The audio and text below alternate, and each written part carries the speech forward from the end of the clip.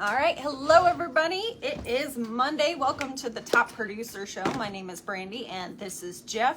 And the whole purpose of this show is to show you what exactly does it take to become a top producer. So we are going over the book, Atomic Habits. And Instagram is on pause again and not working. So we're recording on two different things and I'm probably just gonna end up shutting the other one off, but that's okay. So anywho, we've been going over this book and so far I really like the way that this book is laid out. We were talking about just the way that it's written. We've never read anything by him before. It's very well written. It's easy to read. I kind of like related a little bit to John Maxwell in a way because of just how well it was written. So anywho, we are on chapter 6, which is motivation is overrated, but environment often matters more. Oh, you're gonna pull up Instagram there. Hello everybody. So to start out, there was a study done by Anne Thorndike where she is the primary care physician at Massachusetts General Hospital in Boston. So she had an idea and believed that she can improve eating habits of thousands of hospital staff and visitors without changing their willpower, motivation, or even talking to them. So her and her colleagues designed a 6-month study to alter the choice architecture of the hospital cafeteria. So they started out by adding bottles of water into the cafeteria and vending machines. So soda was still available, but they just put it in front of everybody, and they even had them in like little baskets next to the fruit to kind of improve people at checkout to drink more water. Now over the next 3 months, soda sales at the hospital dropped 11.4%, and sales of bottled water increased by 25.8%. So later they made similar adjustments to the food in the cafeteria and they found very similar results. So what they found was if it's right in front of you, you're more likely to change a habit because it's being presented to you. So people often choose products not because what they are, but because of where they are. And you'll see this a lot in grocery stores, which will come up here in a second. So you may not be hungry for a cookie, but if there's cookies on the counter, you're gonna eat a cookie, which is why we try not to buy any junk food, and any junk food that we do have, it's usually hidden and we find it sometime later. It's not a bad thing. So your habits change depending on the room that you are in and the cues that are in front of you. So the idea is you want to set up these cues for you to find and for them to be right in front of you. So similar to what they were talking about with the hospital cafeteria and water, we've done this with our holistic health practice when we did a water challenge, and we would tell people, we're like, look, if you want to start the habit of drinking more water, you need to make sure that you have however bottles of water you need for the day sitting at your desk or wherever you're going to be for a majority of the day. That way, every time you see it, it triggers and you're like, oh, I need to drink more water. Now you need to do this in business too, whether it's you need to read more, you need to text your leads, have them right there in front of you. Sometimes I'll even have my leads set up on my computer screen. So during at the beginning of the day, as soon as I open my computer, they're already there. Or I even have like a little checklist thing. I have like a little whiteboard and it's right on my desk for anything that I need to remember. It's right there. And when I notice when I'm starting a habit too, my whiteboard is what I look at every day. So I'm just like, if there's a habit I need to start, it's on that whiteboard. So you just kind of got to find what is going to be the best way and where are you going to see it. Some people do like little sticky notes. It's up to you, whichever one you're going to do. Ooh, that's, don't drop it. All right. And then in 1952, economics, Hawkins Stern described a phenomenon that he called suggestion impulse buying, which is triggered when a shopper sees a product for the first time and visualizes them needing it. So in other words, customers will occasionally buy products, not because they want them, but because of how they are presented to them. So for example, you'll always see in the grocery stores all the name brand products that they get a higher profit off of are always in the middle at eye level. And funny enough, if you go in the cereal aisle, you'll notice all the cereals are looking down at the kids. You'll never be able to unsee that. But you'll notice that all the name brands are right in the middle because those are the easiest ones to reach. And then all the alternative ones are always at the bottom or at the very top of the shelf. So that's done on purpose. So you don't have to be a victim of your environment. You can also be an architect of it. So when you put that intention into what is your environment set up like, you're going to be setting yourself up more for success. And then the next part is, how do you design your environment for success? So Jeff, I'm going to turn that part over to you, and I'm going to turn this over to this side. Okay. We're switching phones and views, etc. So chapter 6, the motivation is the overrated. Environment often matters more. So choice is not what, but where. Environment is the invisible hand that shapes human behavior. Suggestion of impulse buying is what she was talking about, at grocery stores. And if you look anywhere, if you look at product placement inside of a mall, etc., has a lot to do with, think about this, where you put your opportunity, right? Where you put your opportunity, how you deliver this information has a lot to do with it. We perceive the world through sight, sound, smell, touch, taste. So because it has all the senses, you have to keep that in mind. The most powerful of all human sensory abilities, however, is actually vision. It's vision. It's, a future act. That's why if you look at most commercials, what are they showing you? They're showing you a future of, if you drink this, if you smoke this, if you take this, your life is going to be, and generally what they're selling you is happiness. Generally. It doesn't matter if it's McDonald's. It doesn't matter if it's a drug company. It's, you're happy now. Your back hurt, now you're happy. You had diabetes, now you're happy. You have this, as long as you take this medication, you're happy. By the way, Big Pharma was the #1 contributor to media. Meaning they spent more money on TV selling you shit that will kill you than any other entity out there, which is really interesting. Don't be a victim of your environment. Be an architect. First of all, turn the TV off. How to design your environment for success. It says, when tracked, you become more aware. When you track, you become more aware of what's going on, and awareness leads to choice. But somebody has to come along and kind of smack you in the back of the head and be like, look at this, look at what's going on.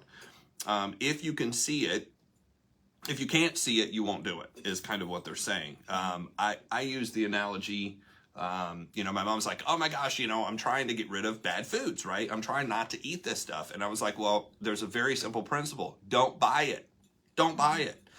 Oh, but the kids, but the grandkids. I was like, bullshit. You're buying it because you want it. You're the only person, and at the time, she was the only person who lived in the house.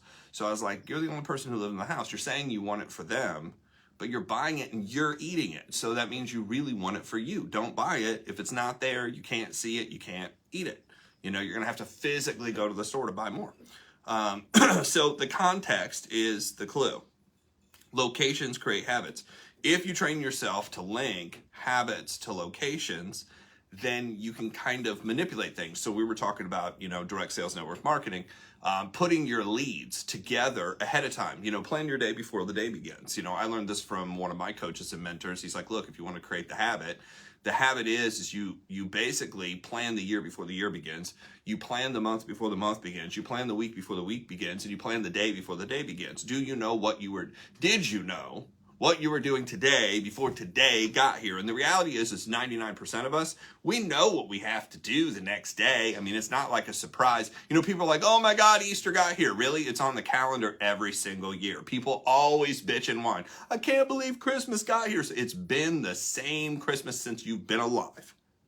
Why is it that it sneaks up on you? It sneaks up on you because you don't track what you're doing. And you're not looking at the calendar. You're not running your life by a schedule. You're running your life by circumstances. Whatever the hell happens today, that's how you react to today. Why? Because it was a habit that was probably built in subconsciously when you were young. You're just following what you did growing up. How do you change that? You kind of have to map it out. You have to map out the schedule. Then you have to physically check things off the list until you do it long enough where it's like that's the new pattern of the day. Every habit should have its own home, meaning, where you're physically doing something. So there's different things you can do. If you want to eat healthier, number one, get rid of all the junk. Number two, plan out the meals. Plan out the meals. What are you eating? Because the moment you get hungry and you don't have a plan, you 99.9% of the time will resort back to the same shitty habits you had before. You're not going to make the choice of something better. Why? Because you don't have it planned out. It's not already ready. And people are like, oh, but it's all the excuses. Oh, but it takes so long. Oh, but it's hard. Oh, but it's this. No, it's you're fucking lazy. That's all it is. You don't want to change the habit. And here's why. You don't want to change the habit because, like he said, even bad habits serve a purpose. What's the purpose of the bad habit? Well, it tastes good. And because it tastes good, and because you've trained yourself that bad food tastes good, you're going to keep eating bad food. And it's to the point people will do this and kill themselves. Like, that's how strong the desire is. People will kill themselves. Like, it's that strong. That's how strong the desire is. People are like, well, habits, anybody can change this and that. Really? I've had multiple calls over the last few years on people who have been to the doctor and have a multitude of different issues, right? And most of them, even after paying a doctor, nutritionist, whatever, resort back to what they were doing before and have more problems. They just won't change. We've had people pass away. They know what to do. They just won't do it. Why? The habits are so strong because they've set their environment up, and the environment also has to do with the people around you. It's very, very difficult if you're like, we're going to eat good, and 3 people in the house aren't eating good, and you're trying to eat good. It's going to be very difficult to do that. So you're going to have to set up a schedule. You're going to have to be super disciplined. It's difficult. It's not impossible. People can do it, but you've got to put the triggers together in the right order. Triggers meaning, is it planned out? Triggers meaning if you get there first, because typically if somebody makes something, you feel obligated, right? Oh my gosh, you made, grilled cheese and, you made, whatever else you're not supposed to eat. You made a pasta dish and now you feel bad. If you get there first and say, I'm making dinner, then you can change what's going on. I just had this conversation with somebody. She's like, oh, but my wife this, my wife this. I was like, why doesn't your ass cook something? Oh, I never thought of that. That's how you change it. If you want everybody in the household to eat something, if you're the first one there and you're the first one who makes it, now they feel obligated. And your wife might like it too. Yeah. Yeah. The problem is they just don't want to change. So how do you do this for network marketing? The number one issue that I found is people don't know what to say. They're like, I don't know what to say. But even before that, they don't know they're like, who should I talk to? Who should I talk to? How do I talk to them? So those are kind of the first 2 questions. The who do I talk to, I've found that 95% of people, maybe even higher than that, maybe 97% of people that are working. By the way, 90% of people in direct sales and network marketing don't do anything at all. They're card-carrying members. Most of them got in for a discount. That's all they did. They got in for a discount. They got in to hang out. They got into a belong. They have no intention of building the business. They'll say, oh yeah, it'd be nice. It'd be nice to make the money. But they have no intention of actually doing anything. Why is that? Because most people have no intention of really joining a bodybuilding show. Most people have no intention of competing when they go to the gym. They're just there to it'd be nice to lose weight. It'd be nice to lose weight. It'd be nice to make money. But the reality is they're probably not going to do either. That's just how it works. But the people who are working, they spend 99% of their time trying to find somebody to talk to. So one of the first things that you want to do if you want to build a successful business is find a source where you can continuously talk to people, because you have to create a funnel or a pipeline a lot of sales calls it a pipeline of people that you're talking to that drop into multiple buckets. And the way that they move from bucket 1 to bucket 2 is they successfully complete whatever you're asking them to do. Go look at this information, go watch this video, go read this, go fill this out, whether it's a survey or whatever. And they move from bucket to bucket down to, hey, I want to get on the phone and I want to talk to you, or I'm ready to sign up. Now, in general, out of all the things I've ever done, if you're not having a physical conversation with this person and presenting what you do, this is just what I've learned. Dennis Garrity, how are you, sir? If you're not having a physical conversation with people, you're probably never going to sell and close that person, right? I mean, Dennis sold houses for years, so it'd be very, very difficult to sell a house and never have a conversation with somebody. In insurance, it'd be very difficult to sell insurance and never have a conversation with somebody. It'd be very difficult to sell almost anything without a physical conversation, some kind of presentation. And it doesn't have to be long, and it doesn't have to be super good, but it does have to be clear. It does have to be concise. It does have to be congruent. It does have to have confidence behind it, right? And it does have to be consistent. Those 5 C's have to be there. And if those 5 C's aren't there, it's going to be very unlikely you're going to close anything other than the door as you're walking out and losing the sale. Because you're like, well, didn't you watch my video? That's enough. That's enough. No, it's not. Because here's the thing. I'm just looking at what, even my numbers, I had a 71% open rate on the video that we're supposed to send people, which was the third thing that I did, not the first thing. But even the 71% open rate, out of a 30-minute video, people watched about 7 minutes. Why? Psychology tells me they watched enough to say, I'm happy with what I'm hearing so far. Now I want to talk to somebody. I'm happy with what I'm hearing so far. Now I want to talk to somebody. Not, I know what's going on, I'm ready to join. Not, I know what your product is. Not, I know what the company is. I just heard enough where I like what I'm hearing. Now I need to physically talk to somebody. And this is why I've done so well at recruiting. Because I understand this process of psychology, what's going on. And I'm also listening to what corporate's telling people, go watch this 2-minute video, go watch this 4-minute video. And people are like, shit, I'm not closing anybody. I can't even get anybody to watch the video. I know. Why is that? Because your approach is terrible. First of all, your approach is terrible. Hey, do me a favor. My company wants me to watch this video. Well, shit, I have no interest in helping you or your company watch a video. You're taking up my time. Why should I take up my time to watch some stupid corporate video? And I don't care what company. I'm not pointing out any specific company or any specific product. You're not working with psychology doing that. You're working against it, which makes it very difficult. Well, be excited. Okay, so now I'm trying to force feed it down your throat rather than just ask for a favor, which is worse. It's worse. You're going to get a worse reaction. And I love when people do this. Why? Because I can come behind this reign of disaster that corporations do, and I can clean up and sponsor over 100 people, which we'll do. But these habits, get your leads out ahead of time. That's the whole point of this. Get your leads out ahead of time. Know who you're talking to. That's first of all. The second thing is, know what you're going to say.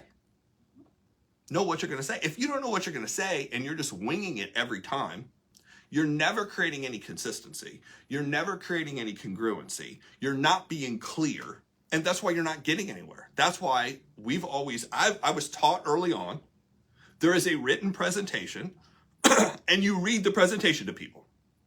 It was kind of like, this is the log, jump off the log. It was like that simple. And people are like, well, maybe I should rewrite it. I don't like the way it's written. I don't like this. Well, if it was written by somebody who's closing and you change it, basically what you're doing is you're killing your ability to move forward. Mm-hmm. Why? Because your lack of knowledge, number one, and your insecurity is stopping you because you're insecure about what's written, how it's written, the order it's written. Oh, but it doesn't please me. It's not meant to please you. It's not meant to gear directly to your personality. It's meant to gear to everybody. So this is one of the reasons people try to change. And we have this happen to us a lot. In multiple businesses, because we own a holistic health company, we own a real estate company, we do direct sales, and we have a coaching and marketing company. Every one of them, we work with people and they'll change the script. Oh, I didn't like it. I changed these words. I reorganized it. Oh, I'm not closing. No shit. You didn't know what you were doing to begin with. And now you're guessing what you like versus what works. Funny enough, every time we coach somebody and we come back around and we change the order back to the way it should be, it's like instantaneously it works. And oh, wow, I had no idea. It's happened in a holistic health company. I've had it happen in real estate. Oh, I can't get anybody close. I can't get anybody close. Let me see the text message you're sending. Oh, you changed the text message. Yeah, I didn't really like this and I didn't like that. Well, that's the reason it's not working. That's the reason. Oh, it can't be. You know, people argue that, oh, it can't be that simple. Well, let's change it just to see. Boom. So A, do you know who you're talking to? B, do you know what you're saying? Do you have it laid out in writing where you can check it off? If you're calling back your sponsor, if you're calling back your upline, if you're calling back your coach for every fucking step you're making, why are you in the business? You're not, like, the whole goal of this is to become independent and have a lot of people on your team who are independent. If you have to call back at every step because you can't follow directions, then everyone on your team is going to call you because they can't follow directions, which means not only do you have no freedom, you are a professional babysitter. Is that what you're trying to build? You're trying to build a bunch of people dependent on you to answer questions? That's going to be a really, really shitty lifestyle. I'm trying to get people to figure it out themselves. Go read what I sent you. Follow the directions. What does it say? Read it back to me. Oh, I don't know where that is. Well, I'm going to email it to you. Why don't you print it off? But I don't have a printer, so now I have to go find you a printer. You're looking for independent business people. If they can't figure shit out that's that basic, it's going to be very difficult for them to build. And what it does is it just tells you how much work are you going to have to put into this person to get them to become self-sufficient. The calls I want, honestly, the calls a coach or a mentor wants is, hey, I just completed this task. Here's what I got done. Here's what I got done. Here's what I got done. I contacted 100 people. I had 30 of them who want information. I had 10, 15 who wanted a video. I have 3 people who want to know how to get started and what it takes. I have 2 calls later today to kind of go over everything and set everything up. I've got it scheduled, and I have 100 people ready tomorrow. That is the call that you're looking for. That's somebody to invest time in. That's the people you want to build a relationship with, and you want to build a culture like that versus 100 people calling you going, well, I don't know where this is. I don't know how to find it. You ever heard of Google? Mm-hmm. Right? Google works pretty well. James Johnson, what's up, sir? This is just the basics. So Atomic Habits, you want to set up your environment to succeed. So if you want to avoid junk food, don't buy it. You know, if you want to avoid crap, don't buy it. If you want to avoid television, unplug your TV, move it in another room, throw it out the window, whatever. I mean, most people would make more money if they threw their TV away. I'll be real honest. Mm-hmm. Oh my God, but how am I going to see this, this, and this? Well, maybe that's what's holding you back from making $250 a year. And for, what was it, like 5 years, you didn't even own a TV. 15 years you didn't. It was funny because people would be like, how on earth do you find the time? He's like, simple, I don't own a fucking television. I know. And I'm not telling you that's what you have to do, but it made us a lot of money. People are like, well, why are we, I don't have the time. No, you have the time. You just don't have the schedule or the discipline. Mm-hmm. That's just how it works. So and it usually comes down to priorities. You're prioritizing entertainment over what's going to actually get you ahead. yeah, and we'll talk about that tomorrow. So that's what we got. Location, location, location. Set up your life so that way you can succeed. I mean, we can map out from the time you get up all the way through. I've done this with health. I've done this with fitness, and those are two different things, by the way. I've done this with, you know, our holistic health company. In a certain order, I lay out, hey, here's the books, know the numbers, know where everybody's at. And people are like, well, that's a lot of information to figure out. Yeah, but you want to be independent of anybody else having to tell you. That's the goal.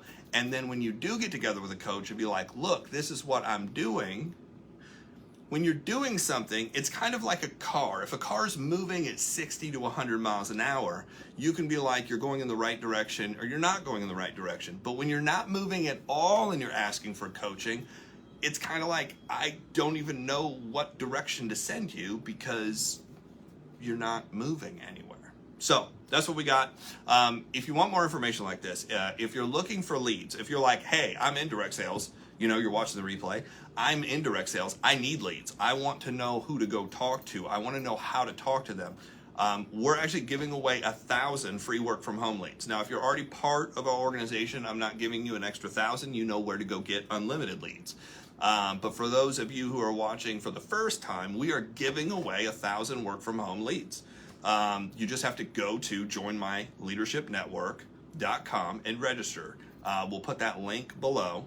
But if you go there and join, there's nothing to buy. We're just giving away 1,000 free work from home leads. You just go and register. It says join now in a green button just underneath the video. If you want to watch the video, watch the video. If you don't want to watch the video and you just want the leads, go fill it out. We'll have a conversation. I'll send you over the leads. There's nothing to buy. We're just trying to build our network of people that we know and help out the industry. With that, that is a wrap. Tomorrow we have chapter 7. Yep, and this video is also going to be uploaded to YouTube, so you want to go follow the Top Producer Show. That way, if you guys want to go back, rewatch this, you are more than welcome to. And everybody on Instagram, you could go follow us there as well, because I know between me and Jeff, we post a lot on Facebook, and by the end of the day, this is going to be buried somewhere down there. So, go follow us on there, and we will see you guys tomorrow.